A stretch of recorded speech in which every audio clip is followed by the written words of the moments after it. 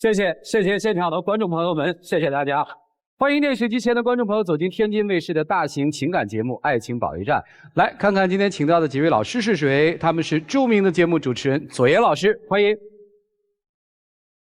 著名情感作家陆琪老师，欢迎；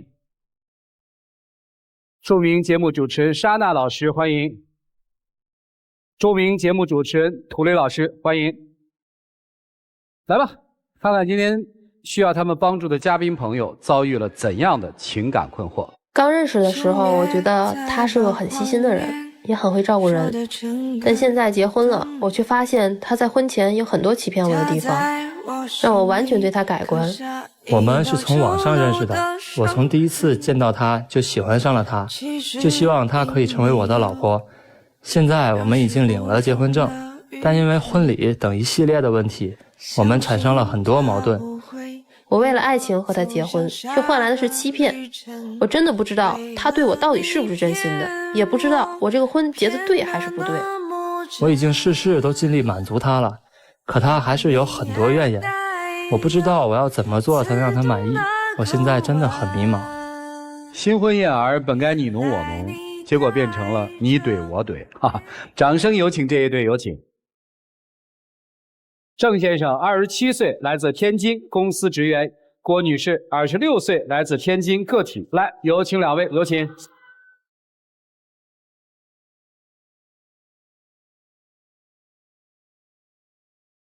欢迎两位哈。新婚1个月吧？对，就领证1个月对吧？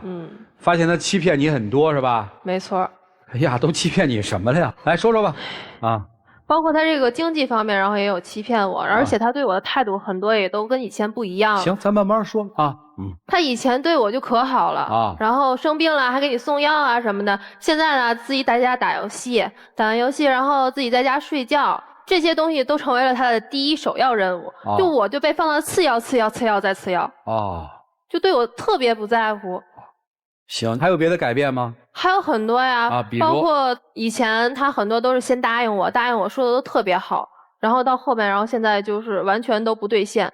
就比如说最开始我们两个现在不是说要结婚嘛，然后领完证了，很多这个婚礼方面还没有办，然后婚礼的事情包括这个饭店，然后一开始他跟我说那个酒店高端大气上档次，然后请这个亲戚朋友过来，然后也会有面子。结果后来呢，我们两个人花了3、4个月去逛这个酒店，然后到最后订了个饭店，跟我说这个酒店各种不适合，还是饭店比较适合咱俩。然后我就白白跟他浪费了这3、4个月的时间。他早干嘛去？为什么早不跟我说呢？对吗？那时间怎么能叫浪费呢？因为我们一开始都没结过婚，对吧？我们不是得了解吗？我们一开始是想奔酒店找，可是我发现酒店它要有服务费，而且场地费，包括菜品啊，都是好看而已，实际根本就不实惠。那请朋友吃饭办婚礼主要还在吃嘛，办到了饭店比较经济实惠，大家也都高兴，对吧？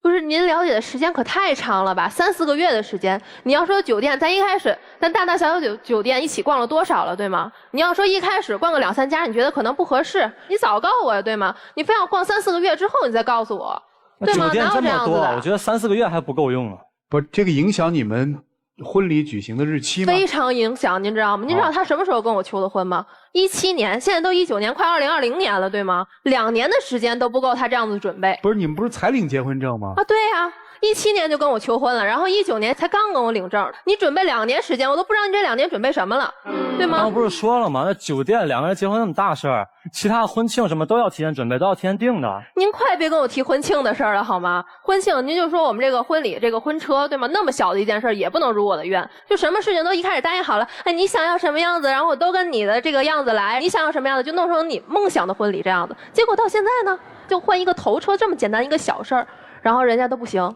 不是我不行，是他说的那些根本就不好看，就不搭。怎么就不好看就不搭了？我喜欢的就不好看就不搭。婚车我们不是都提前定完了吗？他非要去改。人家婚庆都说可以改，怎么到你这就不能改了呢？我觉得不好看。这个车是人家婚庆出，对吗？又不是你出，人家说能改，怎么到你这就不能改了？加钱不？不加呀。不加钱就改了呗。关键是我们都订完婚车了，结婚那么喜庆的事儿，我们所有车都是红色的，他非要把头车改成黑的。那就那个车我就喜欢。我喜欢它就是好看，我就要头车是黑色的，这怎么的了？那你就认为你喜欢的都对，对吧？您知道吗？为什么我不能所有事儿都听他的？结婚这么大的事儿，亲戚朋友、我同事同学都在。但是你知道他最后跟我说什么吗？他要说弄成美女与野兽。不懂啥意思？我今天还带了一个图片，他要穿一个漂亮的公主裙啊。这怎么的了？人家多有心意，人家是爱情故事好吗？人是童话爱情故事。我结婚让大家看故事、看笑话、看话剧。不是，那只是一个开场，对吗？我也没说让你穿呀，我可以说咱请2个舞蹈演员，对吗？表演一下，然后把咱俩引出来。我只是希望有个新奇的开场，不怎么的了？我结婚，我是主角，我去请演员。我只是给你发了一个视频，对吗？我没有说让他完全照搬按照这个来，对吗？我只是说，哎，你看人家这婚礼很有新奇，很有新意。我家里那么多长辈，对吧？同事，我家里为我结婚付出那么多，让他们去看这个是吗？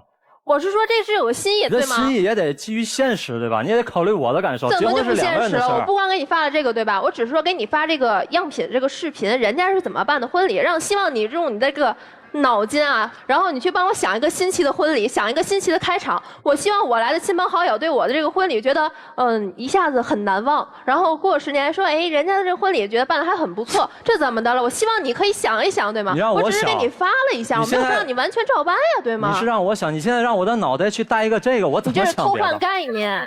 我没有说让你一定要带这个，对吗？你这好多东西都不实际。按照我喜欢的来又怎么的了，对吗？女生婚礼就这一次，我又不结2、3次。不是不想按照你喜欢的，他喜欢的那些规模呀什么的，包括吊顶全都用花海去铺，其他这边要放一个喷泉，那边要放一个马车什么的。我问过人，酒店可以做到，就贵。不是贵，是因为头一天他那个饭店，人家其他人也要举办婚礼，要占用场地，我们这个要提前2天就布置好，人酒店不同意啊。你这些都是借口，就是不想给我办。但是你也得基于现实，对吧？人家婚庆都说可以办了，怎么就不现实了？婚庆说饭店做不到，你就是不想在我身上花心思，对吗？我就说了，你说你这婚礼开头你给我吟首诗都可以，对吗？这样我也觉得很有新意啊！你从来没有跟我提过说你这个婚礼想要怎么安排、怎么想，对不对？行，就婚礼的事儿咱们就过了吧。还有别的吗？我天哪，太多了！您知道说度蜜月这个事儿度蜜月啊，2个人说度蜜月，说我想去欧洲旅行啊，多浪漫呀，对吗？看看古堡，然后拍照片，那多美啊！你女孩子肯定是这么想，但是我们平时工作都挺忙，结完婚就那几天假，如果你去欧洲，路途遥远，时间长，到那玩也玩不爽。我觉得我们可以利用这个婚假，我们去周边的海滩彻底放松一下，对不对？你想怎么海滩呀？怎么周边呀？谁们家度蜜月去国内游啊？你只要是歇假，在哪儿不一样吗？完全都是借口，并不是说什么时间不允许，其实就是没有钱呗。本来我们2个说的是把这个份子钱，然后拿去当这个蜜月的钱，然后结果我们2个这还没有办典礼了，就跟我说他的份子钱和我的份子钱都给他爸妈。你说跟我提出来这样要求，您觉得合理吗？我们俩还没办典礼，然后你就先帮我把这些都已经计划好了，是吗？并不是我说的不合理，因为是这样，因为办这场婚礼呢，我父母啊已经用了他们的养老金，所以我想在我们收上来份子钱之后，拿出一部分来补贴给父母养老金，因为我们还年轻，父母有一定的积蓄，我们2个人以后也轻松一点。我觉得我这样说也没有问题，只是他不能理解我。我这样子没有办法理解你，那你说是可以，你孝敬父母，然后我可以帮你，对吧？我觉得这也是中华美德嘛，对吗？孝敬父母，那你份子钱都给你爸妈了，咱俩拿什么去旅行啊？不一定非要结完婚就去旅行啊，咱还可以工作，对吧？那你之前婚前是怎么承诺我的？婚前跟我说2个人办完典礼，然后我们就去外面旅行。你想去哪儿啊？我说我想去欧洲旅行，然后他说没问题，都听你的。现在呢？现在又改国内游了，是吧？我虽然是好多事儿都说听你的，但是您知道，看他这脾气性格。我能惹他吗？我惹他那不就蟋蟀跟公鸡斗自己送命吗？对不对？所以这不就是欺骗吗？对吗？就是先答应着，然后明明知道自己做不到还答应我。我只能好多事先答应你，但是我也有自己的考虑，这是2个人的事儿。我可以先答应你，然后我们过段时间我再跟你去商量。你这不就变相欺骗吗？对吗？怎么叫变相欺骗？我满怀期待的，对吗？然后你先答应我了，过了1个月我再问你，然后你说模棱两可。你觉得会放过我吗？你？我怎么就不会放过你呢？你要把你真实情况。没有办法跟他沟通。不吵了，不沟通就离婚得了。那不行，我们现在领完证了，不能离了。那我这刚领1个月证，我怎么能离婚呢？那就好好坐下谈呀，吵什么呀？那问题您说所有的东西最后都是按照他的意愿来的。不是，我基本上已经听不下去了。房谁买的呀？房谁买的？我们家。你们家是你呀，还是你爸妈？爸妈。婚礼的钱谁办啊？父母。这啃老吗？你们有什么我自己有积蓄，我的积蓄都给他拿出来啊，都给他当礼金了。你还好意思说提礼金？您知道吗？这礼金真的是简直了。其实我们家也没有说要多少钱礼金，我妈都说了，说那个按照你们家这个经济能力来看，对吗？给多给少都无所谓，两个人互相相爱，两个人好好过日子就可以，不要给日后的这个日子增加负担。然后这么说的，说完之后，他给我传达过来说给我们家20万，对吧？然后我肯定就认为是他肯定是跟他父母经过他父母这个同意之后，然后才跟我说的。我肯定去跟我父母说了，对吧？然后我跟我妈说完之后，然后结果到这个真正要落实这件事的时候，他就跟我说我们家可能给不了这些钱了。那你说你这样是不让我怎么跟我父母交代呢？你要不一开始别答应我，别告诉我，你按照你的真正的经济实力告诉我不就好了吗？因为当时是这样，我是答应了他，他在彩礼之外还要我们家再出那个戒指钱，这个我觉得我有点做不到，所以当时在礼金方面产生了很多分歧。这叫分歧吗？这个戒指的事情在咱俩还没有谈礼金的时候就已经说了，对不对？我都跟你说这个戒指对我的意义，我觉得一个戒指就应该一个男生对一个女生的承诺，对吗？我都跟你说过这个戒指一定要是男生跟女生买，你当时可以提前把这个戒指的钱留出来，然后从聘礼里面扣出来，对吗？然后你把扣出来的钱数然后告诉我，我去跟我们家里说就好了。你为什么不提前告诉我呢？对吗？我都跟你说过这戒指对我很重要了。我不是已经买给你了吗？你拿什么买给我的呀？你自己说你拿什么买给我的？信用卡啊，对呀，信用卡现在还了吗？我们领完证结完婚一起还啊。您知道吗？这就是我最受不了他的一件事儿。我们两个领完证之后，他告诉我说我还欠着信用卡。我说啊，我说欠了多少？怎么欠的？然后他就说他是给你买戒指欠的，然后天天拿着我这个戒指说事儿嘛啊，就天天说我这个戒指说事儿，然后说那个什么那个你看给你买的这个戒指，然后我欠了这么多信用卡，咱们俩婚后一起还，那是应该的。因为是这样啊，当时给完彩礼钱，我们家就想让女方在彩礼钱里去出这个戒指钱，但是他不同意，他非得让我们家出，因为我想在婚前别造成婆媳矛盾，我才去动信用卡去刷的这个。就是说婚前不造成婆媳矛盾，好为离婚做准备是吧？并不是，你这就是欺骗啊！我听来听去就是男生埋了特别多的坑给这个女孩子。但是他想要我就买给他，买完不是？那你经济条件达不到，你可以告诉人家，你说我经济条件达不到。他想要啊，那他想要你换头车呀，他想要你就按他的那个婚礼来办，你怎么现在不给了呢？是因为领了证了吗？是不是因为领了证了呀？骗到手了呗？你看一脸得意的。看没？现在就这样的态度，自打然后领完证之后，我们先不说这事儿谁对谁错，只是说你这事儿做的不够地道。行，等于你所说的经济上的欺骗就是这些呗，对啊，是吧？戒指是刷信用卡，等于婚后一起还。现在等于什么都希望女方听男方的话了，是这意思吧？对，总是变相的说先答应着你，然后后面然后再让你去听他的这种想法，各种条条大。当时为什么结婚啊？因为我觉得他人品还挺好，我觉得他是一个挺老实的人。不，这个就属于老实是吗？当时是这么觉得的啊。这不结婚之后，然后领了证，就发现他的很多东西都暴露出来了。现在双方父母知道你们这个情况吗？反正我跟我妈就简单的说了下。你母亲什么态度？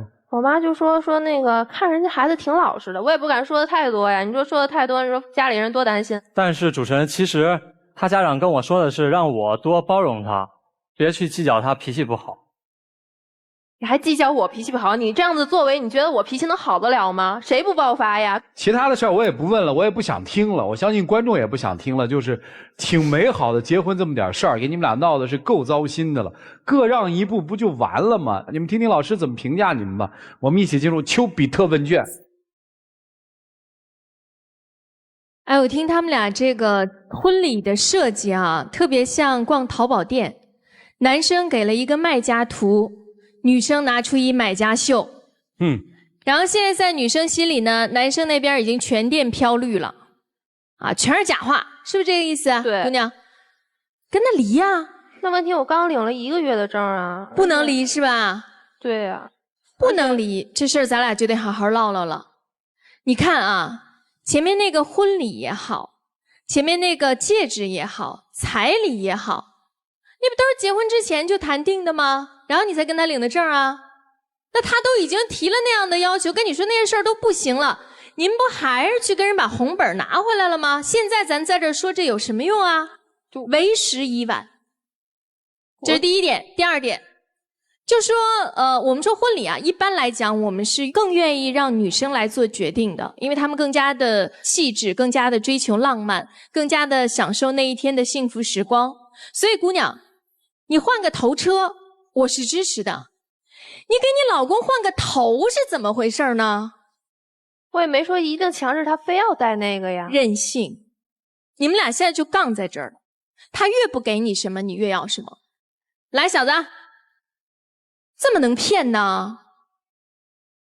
为什么那个看饭店要看3、4个月，然后都不告诉他，咱不订酒店了，咱订饭店，不就是因为告诉他，他就不跟你扯证了吗？那个戒指为什么后来又自己刷信用卡瞒着他，把它变成你们俩婚后的共同债务？不就是因为告诉他，他就不嫁给你了吗？所以你这完全就是把姑娘骗到手了，你之前所有说的一切都不作数了，你就是骗。我觉得在婚前大家要诚实以待，婚后我们才能携手余生。如果前面都是谎言，然后你的妻子在结婚1个月的时候就开始对你抱有了不信任，那么未来的日子他会对你和你们之间的感情充满怀疑。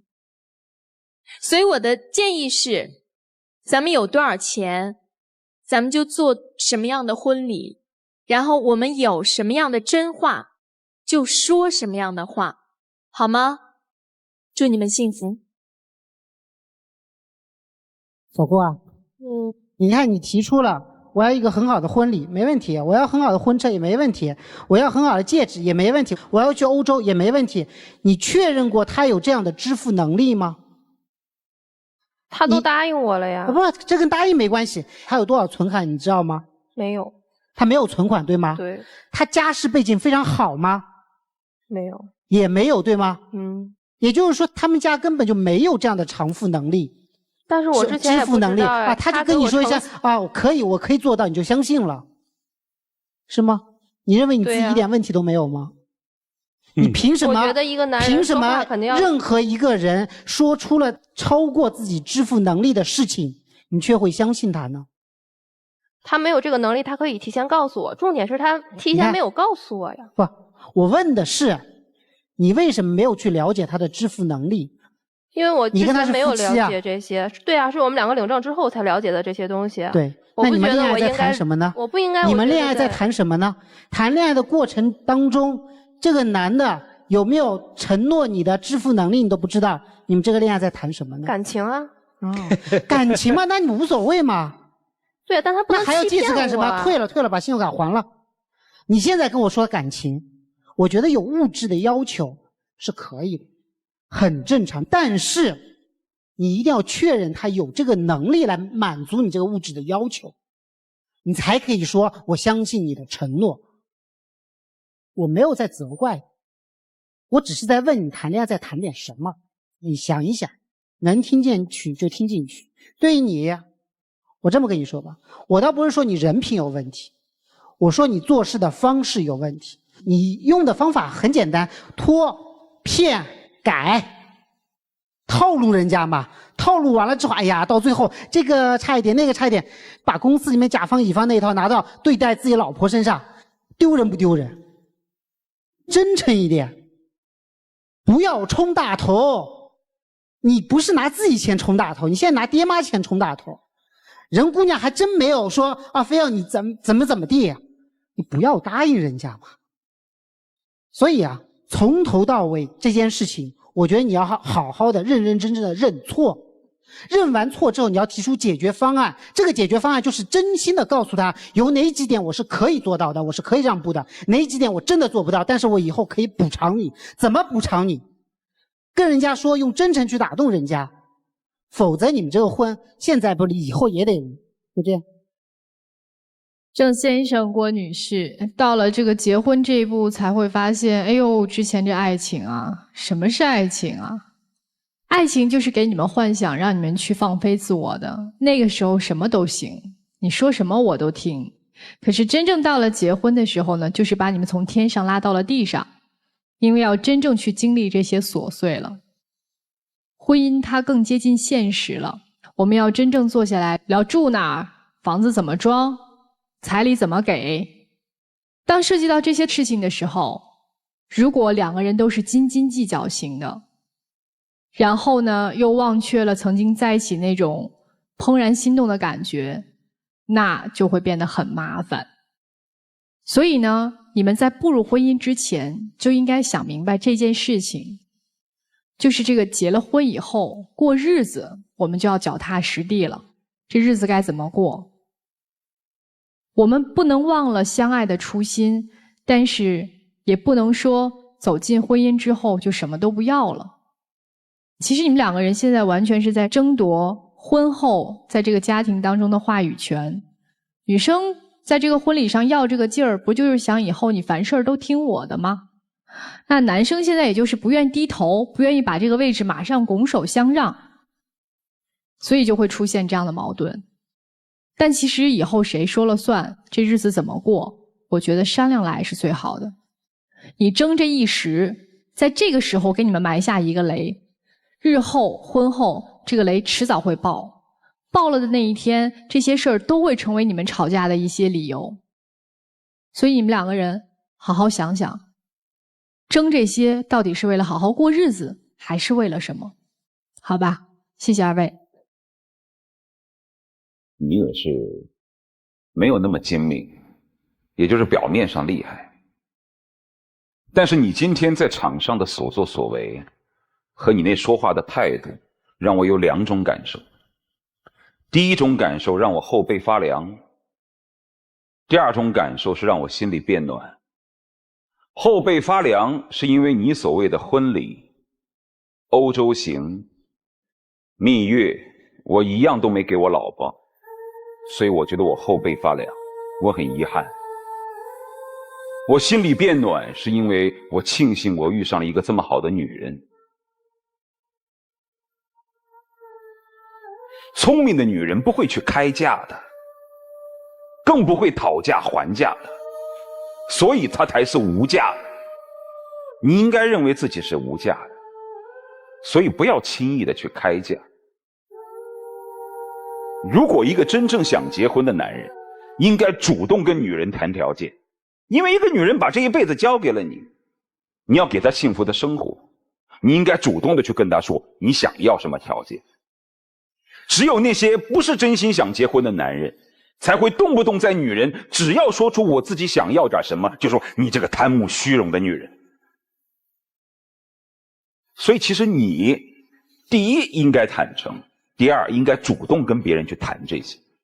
如果你们俩之间的一个结婚之间的商量是这样的，女生不开条件，男生主动就跟你谈这些问题，两个人凭着自己的能力能办多少是多少，走到哪里是哪里，这个婚姻本身是有意义的。否则的话，你即便房子买了装修了，你野兽美女什么该办的都办了，那又怎么样呢？你们俩哪里像新婚夫妇嘛？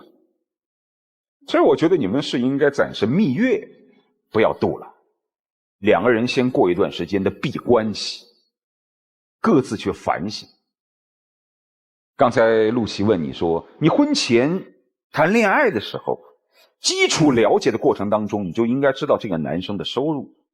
我从来没有问过。对啊，你为什么不谈呢？我觉得那样会让人觉得你注重人家的布置。你看啊，你该谈条件的时候，该去了解一个人的基础条件的时候，你不了解。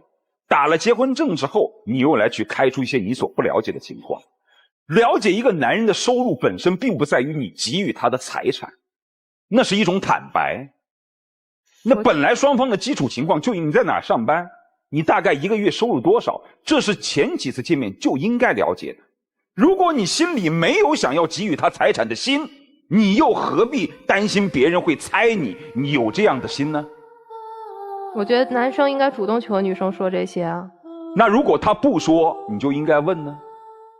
什么都等着别人主动，现在自己被动了吗？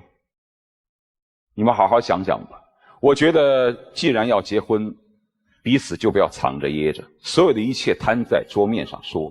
如果你们经历过这样的一次矛盾之后，你发现我好像不是真的特别了解你，那索性咱们就把那些东西全扯掉，两个人真心以对的谈一谈，我们到底符不符合条件结婚，就这样。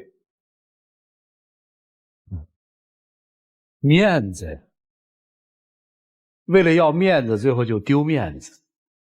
你们现在所有的东西不都是面子吗？结婚前期，男人要面子嘛，结了婚是女人要面子嘛，双方搏面子嘛，最后是一点面子都没有嘛。其实女孩大概有几个问题，我觉得是现在很多女生都有的，太理想了。就觉得我跟你谈感情，我不应该问你的收入，我觉得这就是一个常识问题。跟一个人谈恋爱，决定要发展一段感情，咱们先不说结不结婚，是不是了解这个人的背景就变得特别重要。你首先了解他是个什么人呢？那这个人的收入是不是他的一部分啊？他的家庭关系是不是他背景的一部分啊？这有什么了不起呢？为什么不问呢？我觉得这属于犯了常识性的错误。这就是陆琪老师发火的那个点，我觉得是对的。就是我们现在很多女性在谈恋爱的过程当中没这个，就那个思想特别极端，把事情全是割裂开来看的，认为感情我们就谈感情，什么都不谈，谈物质我们单谈物质，没有这么谈的。这都是什么思维方式？占便宜不是这么占。你到现在你说句实话嘛，他要换你头车，一定钱不一样吗？一样吗？钱肯定不一样嘛，都结了婚了还不能坦诚一回吗？咱家没这么多钱，咱不弄这个行不行？真的感情赛就不弄嘛，就走去有什么了不起的呢？开心嘛，婚礼是为了开心嘛。你说实话嘛，你现在还是骗嘛？就你现在要的所有的面子都是对外的嘛，女生要的面子什么一场婚礼10年后记得你干嘛呀？现在综艺节目做的那么好的，10年之后都没人记得了。人家记得你一个婚礼干嘛？没人那么在乎，就是2个人的日子。你到现在为止就踏踏实实的把双方的底都摸好就好了嘛。说句不好听的话，是不是把你爹妈养老的本全折进来了，为了娶个媳妇儿？差不多了。你们再生个孩子，然后你们要再欠一屁股债，再出去玩办婚礼，你怎么弄啊，姑娘？你现在不得考虑未来的日子了吗？我要的这些东西只是希望他可以对我用心一些，我不希望说我说的任何的条件他全部都不答应，他没有一件事是为我努力去做的。所以你的表述有问题吗？我要的不是排场，我要的是你用心嘛。那现在咱们就这么说吧，姑娘，我把他面子给他撕了，我告诉你，我想为你用心的办一个你想要的婚礼，但是咱家没这钱，你能不能跟我委屈委屈？可以啊，说到底不就这个吗？他只要坦诚告诉我就可以啊，他坦诚跟我说就行啊。那你们看下面怎么交流吧，一起进入真情60秒。我们一开始在一起，确实是很幸福，并不是我之前对你故意欺骗，只是有好多你的要求，我目前还没有办法达到。以后我会尽可能努力的，按你的要求全都听你的去做，但是你的一些脾气、性格，我也希望你能收敛一点。我觉得一个男生最重要的就是他的承诺，一定要有诚信。如果你做不到，你完全可以告诉我，但你不应该答应完我之后，然后再去否定你之前说的答案，这样我会对你产生怀疑。我觉得你这些都是欺骗，而且你之前对我的态度一直都是很好的，一直很在乎我，但是现在就没有。现在也没有说不在乎你，只是我们结婚了以后，2个人要一起去共同承担。谢谢2位的分享，请回吧。来，请关门，来看看他们这对新人自己的选择，请开门。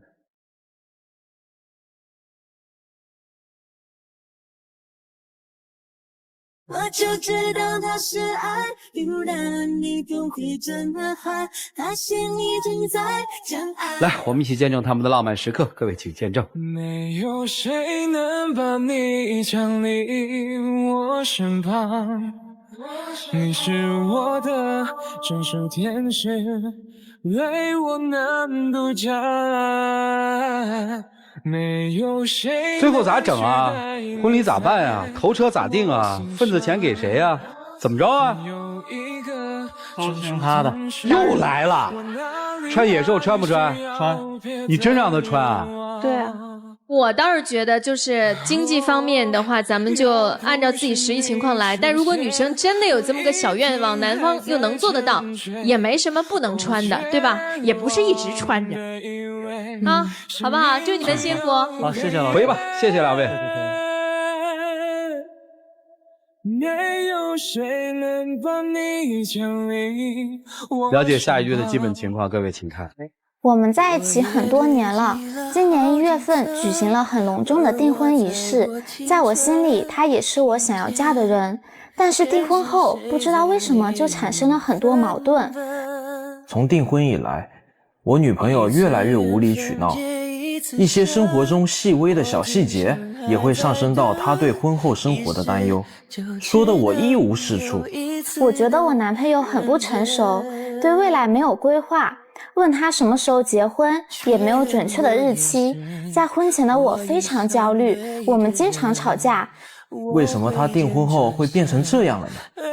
难道真的是我做错了吗？掌声有请这一对，有请。温先生，23岁，来自浙江服装店主；苏女士，23岁，来自浙江淘宝主播。来，有请两位，有请。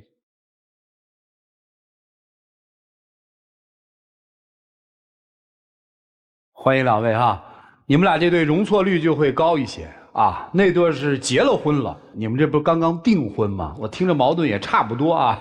是刚订婚是吧？是的，今年1月份。今年1月份啊，订了婚之后就变了是吧？对。他是怎么变的呢？他就是跟之前完全不一样。完全不一样啊。我哪里不一样了？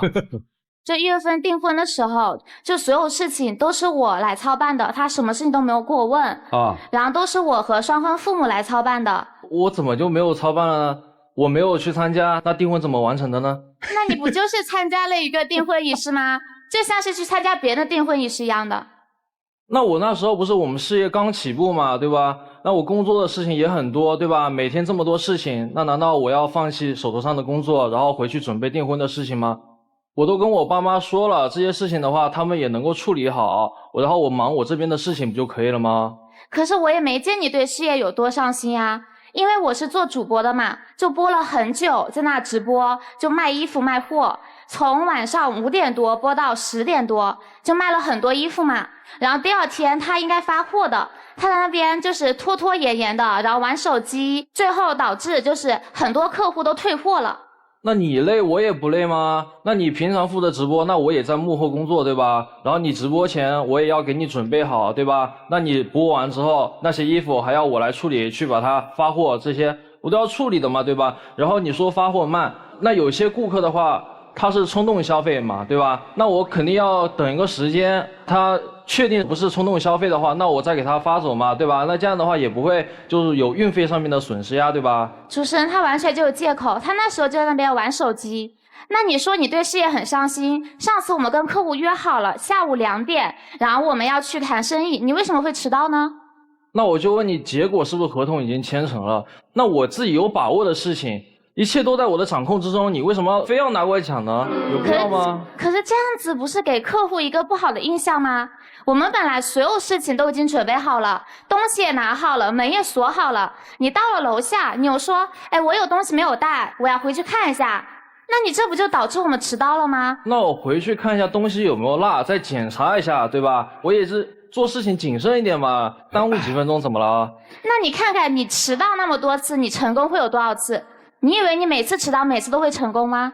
那下次我们早点准备好，那不就没那么多事情了吗？这个不是说人变了，怎么说着说工作了呢？你们订婚是1月份订的婚是吧？对。你们打算什么时候结呀？结婚他一直没有给我一个准确的日期。啊？他就觉得订婚就已经完了，就结婚的话就一直都没有给我。我是觉得现在的话婚已经定了嘛，我想把事业稳定下来之后，咱们再结婚啊。行，那我明白了，为什么女生对男生在这个订婚之后的事业这块这么上心？因为是稳定之后才能结婚，是这意思吧？对，我就。他还有什么变化吗？还有就是他花钱大手大脚的。花钱哦。对，而且特别喜欢抢着买单。就有一次我们去海底捞，就本来朋友都是说好了我们要 AA 的，然后我们当天晚上吃了1000多。说好 AA， 然后他自己偏要先去抢着买单。那朋友生活上不是对我有帮助嘛，对吧？那我请他们吃个饭怎么了？又没事，对吧？可是这不是1次2次了，是很多次。那朋友请我吃饭的时候你也没看到呀，对吧？那我每次跟你去的时候都是你请客的。那我和几个要好的朋友吃个饭，那大家谁买单不是买单呀，对吧？那干嘛要在意这些细节呢？你就老是因为这件小事情就管这管那，主持人你知道吗？就是在家里面啊，我想轻松玩个电脑，他都不让我玩。哦，打游戏是吧？对。说起打游戏，他好意思说了，他上次为了打游戏买装备，花了几万块钱。那游戏的话，那不买装备那怎么玩啊？没法玩吧？游戏一点体验乐趣都没有，对不对？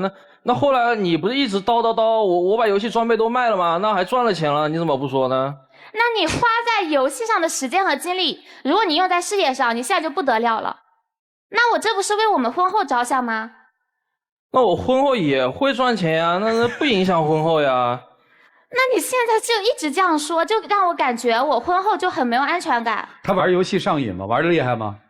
他玩得很厉害，而且他不是说这个游戏他卖掉了吗？他后来又玩另一个游戏。那个游戏我又没怎么花钱。那个游戏有一天晚上，他从下午就一直玩到晚上，然后他玩这还算了，他还跟别人语音。打游戏和朋友之间肯定要开语音配合才会好一点啊，才会赢啊，对吧？那我是不是提醒你很多次了？那你好好说话行不行？那你后来干嘛把我网线给拔了，让我一个人游戏乐趣没有，让我其他朋友也没有游戏体验，那我多没面子呀！那后来你是不是把键盘砸了，就砸给我看的呀？那我还不能愤怒了，砸一下键盘。那后来呢？后来我是不是就好生的说了你几句，你直接就走了，你直接摔门而走了？那我想静静行不行？我静静都不行吗？那当天晚上你就根本就没有回来找过我，就一直对我冷战。到第二天都没有找我。那你当天晚上在干嘛呢？我当天晚上我就很伤心啊，我在那哭啊。啊，行，听明白了。所以我就觉得他很不成熟。喜欢打游戏，工作不上心，对，花钱大手大脚，这都是在订婚之前没发现的，是吧？对。还发现什么了？还有就是我们旅游的事情了。旅游又怎么了？就他前一段时间说他想去厦门玩，我同意了，然后我订了机票和酒店，他也不满意。那你还好意思说酒店？那个酒店是这样子的，我提早很多天，我跟他说了，我说你酒店早点订，那时候是旅游旺季嘛，然后他偏要在前一天晚上才订，订完之后那个酒店又烂又贵。那我每天这么多事情，那我哪来这么多时间去订啊？再说了，那天也就那一个酒店有了呀，其他都已经被订了呀。然后后来那个酒店，我不是就说了他几句嘛，他就直接就对我生气了。他直接生气之后的话，然后他就又冷战。第二天还是我去找的他，然后我也是就是又说了他几句，他直接就丢下我一个人在人生地不熟的地方，直接就走了。那我们出去玩不就为了开心吗？对吧？那你非要出去玩一趟，然后搞得大家都不开心。那后来我不是去找你了吗？打你电话你也故意不接，害得我绕了一大圈，找了1个多小时才找到你。可是你过了很久才来找我的。我们以前谈恋爱的时候不是这样子的，那时候我们不是去爬山吗？然后我就是爬累了，然后我跟他说我想要就让他背我，然后他就是也没有说什么，就直接背我了。但现在我就说了他几句，他就直接就走了。这个对比啊，这个反差呀。那你以前多懂事呀？那你以前也不唠叨呀？那现在特别唠叨，动不动就吵，小事情非要整得跟大事情一样，啰里啰嗦的。那我不是为了我们以后吗？就现在我们已经订婚了，如果我们现在有这么多矛盾，然后你又不改正的话，那我们以后怎么办？啊，行，他还有什么毛病啊？还有就是因为我在家里面的话，我都是没有做菜的嘛。然后我想，因为订婚了嘛，我想以后我们结婚，我肯定是要做点家务啊这些的。然后我就给他就是在手机上研究嘛，我就是烧了几盘菜给他，就烧了糖醋排骨呀，还有手撕包菜这些的。然后我烧好后，然后我叫他下来吃饭，然后他慢吞吞的下来。下来之后的话，也不是那种就是很开心的感觉，就直接坐在椅子上，然后跟我说把饭给我盛过来，把筷子给我拿过来，就直接命令我。那我是你家保姆吗？你为什么要这样命令我呢？那你也就一次这样子吧，那又不天天这样子，对吧？那享受一下那乐趣怎么了？那就又不是天天。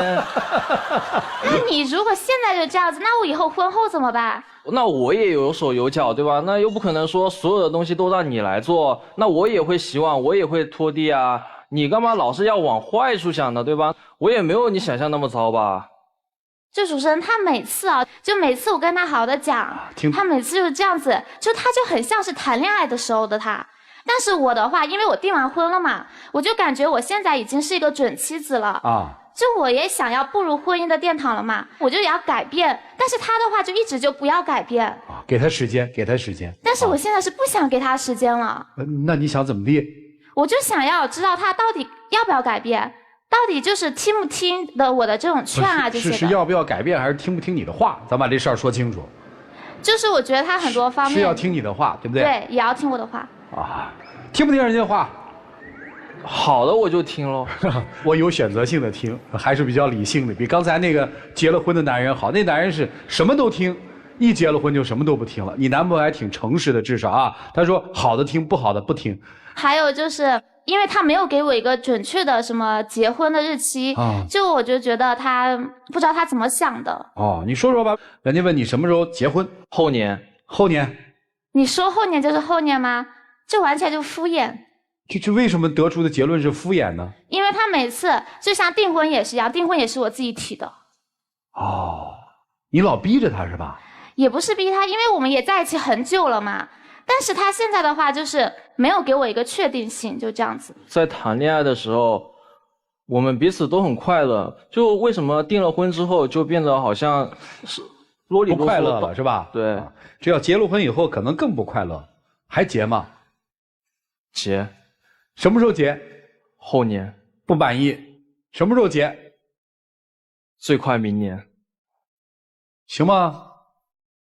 我就觉得他就是一直这样的态度，就是要逼着他，逼着他，所以我觉得以后我也不知道该怎么办。所以就是两个人对情感的认知不太一样了，已经看起来好像是男生特别被动，其实女生在这个关系当中一直都是被动的嘛。你逼人家结婚嘛，我刚才那个说话不算数啊，我就是看看你是一个什么态度。其实你们婚期的事儿是你们自己要商量的，是不是很快要结婚，情感有没有成熟，到底应该怎么办？你们可以听听老师们的意见哈。我们一起进入丘比特问卷。男生，你跟我说句实话，你是不是现在就目前的这种状态下，你暂时不想跟他结婚？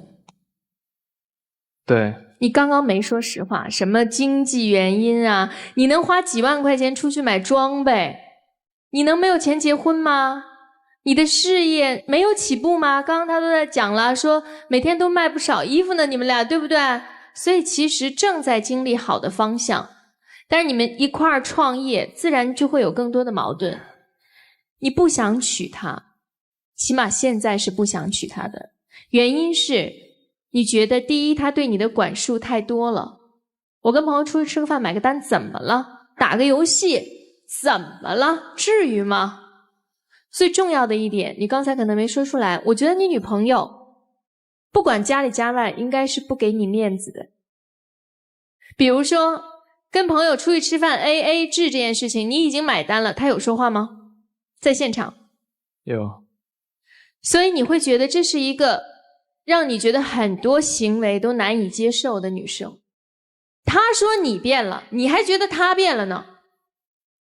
这就是她为什么一直不提结婚。而订婚也是你提的，她其实也没有那么笃定，所以她只是亲自出席了一下自己的订婚典礼。你如果非得逼着她结婚，即使是后年，她也可能是亲自出席一下自己的结婚典礼。我不知道你们是不是情感真的在岁月的消磨当中渐渐的淡了。我不知道你们的矛盾是不是像大多数夫妻一样，经年日久，逐渐的越来越多的暴露出来。你们现在剩的是什么？是这家店的纽带，是你们过去的情谊，仅此而已。如果想要打破现在这样的局面，我的建议是不要马上结婚，因为他已经不是那么的相信这份感情了，而你还相信，但是你不停的在里面挑刺儿出来，挑出来的刺儿又扎他扎他扎他，就是这样一些小小的错磨，小小的矛盾，让你们的感情不新鲜了。所以如果想要真的走进婚姻的殿堂，需要一些刺激。比如说现阶段就真正的这1年的时间，你们只谈这个店铺，只进行创业，把情感先剥离出来，或者干脆就分家，不要在一块儿继续的做这件事情，矛盾会不会就少了？你们私底下自己去商量。总之，我觉得现在不宜结婚，但是可能你们依然有未来，所以祝你们幸福。谢老师。哦，淘宝店你们是夫妻档吗？就是我是做直播的。啊，我知道，这意思就是淘宝店是他开的，对吧？对。你是帮他做一下直播，然后也帮别人做直播，对吧？没有，我就专门就是为这个店。只做这个店的直播，对吗？对。买货谁买？买货这些都是他。所以整个供应链什么的都是你在弄，对吧？对。啊。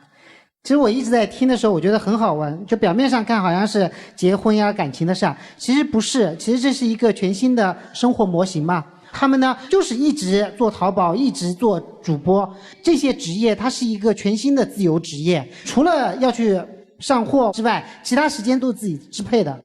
那在这种情况下，就带来了一个新的问题，就两个人谈恋爱没有出过什么问题吧？对，都没问题。一到结婚，哎。这个时候姑娘发现，我还能接受从前的生活吗？我还能接受从前那个自由的他吗？我还能接受那个可以随便睡懒觉睡到几点，可以想喝朋友喝酒到什么时候就喝的酒到什么时候那个男人吗？突然之间姑娘发现不对呀，我要的是一个家庭，有稳定的收入，扎实的生活基础，每天两个人在一起的时间也应该是固定的，会想到很多。所以在这种情况下，你们两个人的阶段变了。就其实姑娘刚才已经说穿了，她就说我们已经从恋爱阶段变成一个准新娘那个阶段了。所以我觉得你其实一直就没有懂她，你没有懂她的这种心态的变化。你要明白，一个女人当她觉得我要嫁人的时候，她会趋向于稳定。现在她就希望你有一个稳定状态。那么稳定状态有很多方面，她其实也提不出方案来，我可以帮你们提出一些方案。一个稳定的状态不一定要朝九晚五，对吧？也不一定说你事业做多大，对吧？也不一定说你每次你必须要跟朋友 AA 制，都不是。一个稳定的状态，首先第一个，我觉得陆陆续续该有一些存款了。第二个，我们该有对未来的计划了。什么时候结婚，什么时候生孩子，什么时候存一些钱，将来买房买车诸如此类的，有一些计划了。第三个，我们将来的发展究竟是怎么做？我们这个事业究竟做到一个什么样的方向？将来要不要再去做一些别的什么事情？所有所谓的稳定，就是为将来打算。他心里面藏着的没有说出来的话就是这一句，你现在没有为将来打算，他想听到的就是这个。所以我觉得你们感情没有问题，只不过进入新的阶段，你们有一个新的课题放在面前，两个人好好的谈一下，开诚布公的谈一下，畅想一下对未来的计划。好，就这样，谢谢。好，谢谢陆琪老师。小文、小苏，你们两个人，我觉得根本的问题是两个人对于结婚这件事情认知不同。在男生心中觉得结婚就是领个证，然后我们现在的生活状态依然如此，没有发生任何的改变。可是结婚这件事对于女生来说，它不是领证这么简单的，它是整个人生状态的一个改变。你们两个人是从以前这种恋爱的不稳定的关系步入到一种稳定的关系，他会觉得这一生我就有所托付了。所以结婚对于你们两个人意义不同，那在结婚前的这种的态度当然就不同。你看他是完全积极的去面对未婚妻未婚夫的关系，我先适应妻子这个角色啊，我好好的去研究这个软件上的菜，给你下厨房做菜，你看这样希望能够感动到你。但是你给他的回馈是什么？没什么大不了的，你没有看到他的改变，再加上你对这个婚期的不确定性，所以在他心里就会失落，就会失望。我觉得你们两个人步调不一致，不在一个频道。确实是不着急结婚，但是现阶段真的是应该把你们的步调统一在一个频道，不要着急，你也不要懈怠，好吗？谢谢。谢谢老师。谢谢。其实呢，说句实在话，男人一定要上了年纪，他才会想到，无论自己多能干，他其实最后还是要回到家庭这片土地上来，老婆孩子热炕头，但年轻的男人是感受不到的。女人也要上了年纪才会感受到，找个男人结婚本身得她心甘情愿才行。她现在这会儿她是感受不到的。其实你们俩相处了很久，相处的越久，位置就会越模糊。当一个人在你身边已经待成了习惯的时候，他已经成为了你生活当中的一部分，其结果不是我更重视他，反而是越模糊他的价值，不知道它存在的意义是什么。但如果你经历几次失去，这个位置空了，你才会知道这个位置它的意义是什么。你们之间两种角色，既是拍档，将来又想成为夫妻，年纪又这么轻，角色转换怎么可能清晰？我特别希望你们俩能够分开半年，把这个位置空出来，你们彼此才能清楚这个位置到底是拍档的位置，还是夫妻的位置。否则的话，你们就这么一直待下去，这个问题永远解决不了。急什么呢？才23岁，把这个位置空出来，空出一段时间，去想一想，这个位置是不是别人也可以填补它？如果不可以，那我们再把彼此找回来。不急，逼得再多也没有用。匆匆的走入婚姻的殿堂，结果付出的是更大的代价。还是那句话，结婚的必要基础是一个男人心甘情愿的为了你放弃所有的自由。如果没有，就别提这个。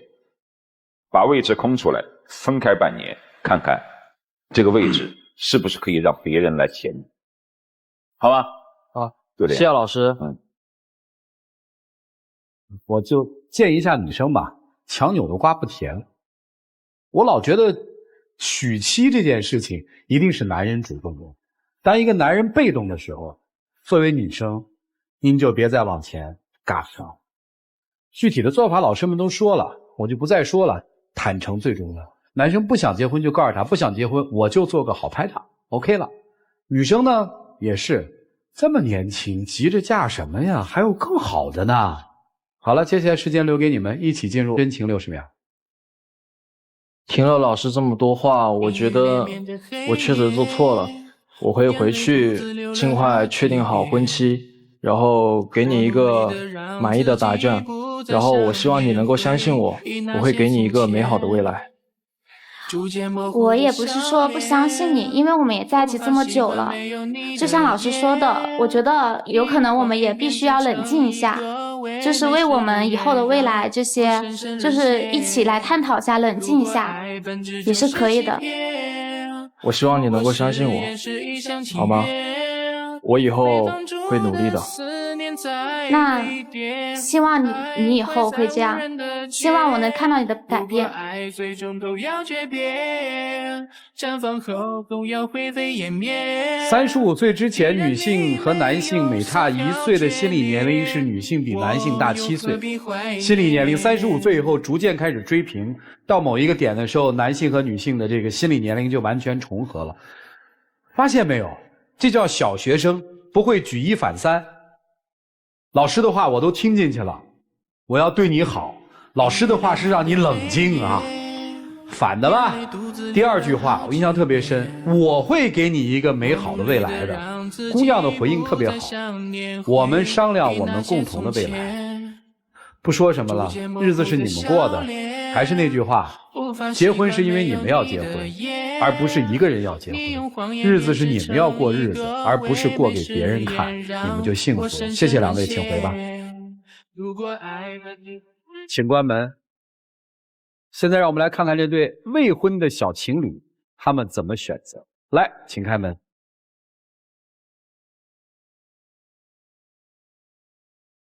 我就知道它是爱，云淡一个个真的话，发现你正在将爱一点都说出来。哦哦哦哦，来，一起见证他们的浪漫时刻。各位请见证。没有谁能把你降临我身旁，你是我的专属天使，唯我能独占，没有谁能取代你在我心来，上。就是祝你们快乐，选择自己想要的生活方式，好吗？谢谢两位，请回吧，谢谢你们，谢谢老师。需要别的愿望。让我们一起进入爱情保鲜季。有网友提问说，和女朋友恋爱2年多了，准备结婚，但是呢，女方必须要求我买房，而且呢，买在我的工作地都不行，不买就不结婚。我家里目前的经济条件根本没办法买房，但是女友要我7、8月就把房买好，再去跟她爸妈说结婚的事情，我真的不知道该怎么办了。到底女朋友是爱房还是爱你？这个一定是困扰你的问题。但在我看来，不是买房出了问题，而是你们感情出了问题。究竟你们出了什么问题？我想只有你最清楚。谢谢各位的收看和陪伴，我们下期节目再见，谢谢大家。